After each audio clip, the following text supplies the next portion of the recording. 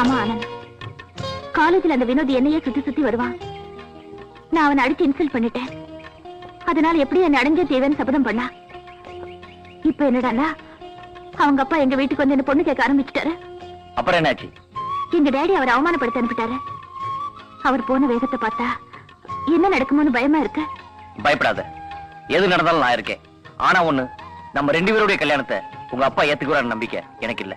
ஆண்டவன் ஏத்துக்கிட்டா அது போதும். உங்க நினைப்புலதான் நான் உயிர் வாழ்ந்துட்டு இருக்கேன். நீங்க தான் எனக்கு தைரியம் சொல்லணும்.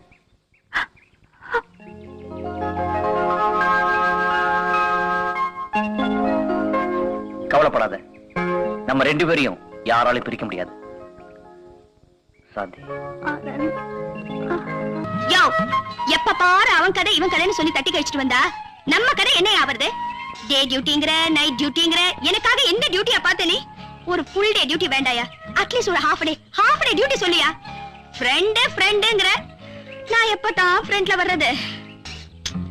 நீ எல்லாம் ஒரு ஆம்பளை. உட்காரியா? ஒன்ன போய் லவ் பண்ண பாரு. என் புத்தி என்ன சொல்றதுனே தெரியல. மஞ்சு, கோச்சுக்காத. என்ன மாதிரி ஆட்டோ டிரைவர்லாம் கட்டின பொண்டாட்டி காவலா இருக்க முடியாது.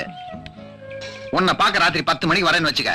அப்பதான் ஒரு பொண்ணு இடுப்ப புடிச்சிட்டு எதிரில வந்து நிக்குது. என்ன பண்றது? மறுபடியும் சவாரி போயிடுறேன். இப்படி சொல்லிட்டா எப்படியா? உன்னை கட்டிக்கிட்டதுக்கு அப்புறம் கூட நான் இப்படிதான் காத்துக்கிட்டே இருக்கணுமா? கவலைப்படாத, எப்படியும் டயத்தை அட்ஜஸ்ட் பண்ணி உன்னை பாக்க வந்துடுறேன். ஆமா, ரொம்ப நாளா உன்னை கேட்கணும்னு நினைச்சேன். பிரசவத்துக்கு இலவசம்னு எழுதி வச்சிருக்கே, உன் முதலாளி உன்னை கோச்சுக்க மாட்டாரு? இல்ல, அந்த பணத்தை என் சம்பள பணத்துல இருந்து நானே கொடுத்துருவேன். யோ, உனக்கு ரொம்ப பெரிய மனசியா? உன்னை கட்டிக்க நான் கொடுத்து வச்சிருக்கணும். மஞ்சு, சவாரிக்கு நேரமாச்சு, அப்புறமா மீட் பண்றேன். வரட்டா? போயிட்டு வாயா. யோ, கண்ணை முழிச்சு உடம்ப கெடுத்துக்காத.